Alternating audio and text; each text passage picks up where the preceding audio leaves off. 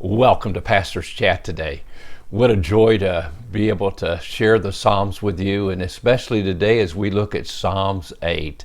Psalm 8 is a beautiful, joyful, happy psalm. And if I remember correctly, going back almost, 40 some years, the very first year that we started Shenandoah Valley Christian Academy, and by the way, some of you that are a part of listening to Pastor's Chat or reading the blog each day, you were there. I remember you being there. And one of the things we did that very first year was encourage and actually made all the students and teachers memorize Psalm 8. Beautiful psalm. So let's read it. Psalm 8. To the chief musician on the instrument of Gath, a psalm of David. O Lord, our Lord, how excellent is your name in all the earth, who have set your glory above the heavens. Out of the mouth of babes and nursing infants, you have ordained strength because of your enemies, that you may silence the enemy and the avenger. When I consider your heavens, the work of your fingers, the moon and the stars which you have ordained, what is man that you are mindful of him, and the Son of Man that you visit him? For you have made him a little lower than the angels, and you have crowned him with glory and honor. You have made him to have dominion over the works of your hands. You have put all things under his feet, all sheep and oxen, even the beasts of the field, the birds of the air, and the fish of the sea that pass through the paths of the sea. O Lord, our Lord, how excellent is your name in all the earth. Now, this is an interesting psalm that we know from the title was written by David, a psalm of David, it says.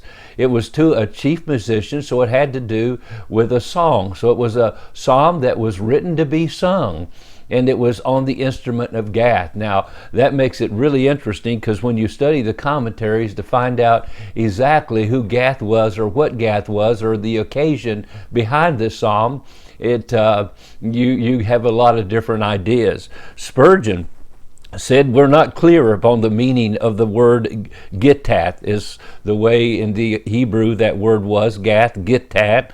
Some think it refers to Gath and may refer to a tune commonly sung there, or an instrument of music that was invented there, or a song even of Obed-Edom the Gittite, who of course housed the Ark of the Covenant as it was coming back from the Philistines back to Israel.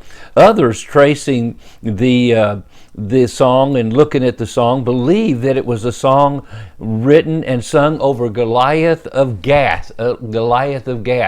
I know John Phillips believed that this psalm was written on the occasion of David defeating Goliath. And you know the story there in the book of 1 Samuel when the young boy David showed up and the armies of Israel were facing the armies of the Philistine, and the champion of the Philistines, Goliath, would come out and challenge, come fight me.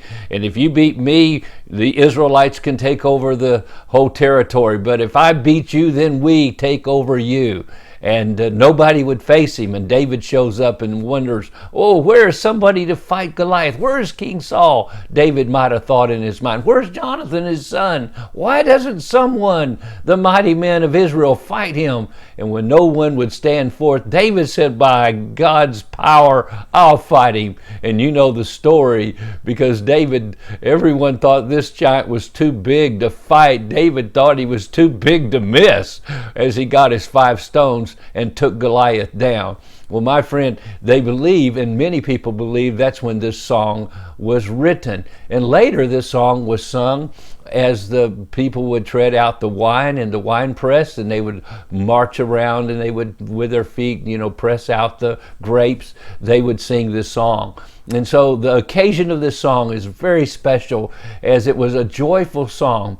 And we'll be talking more about some other relations of this psalm in even the New Testament and what it means. But this is a joyful psalm, and we believe that we can rejoice in the Lord.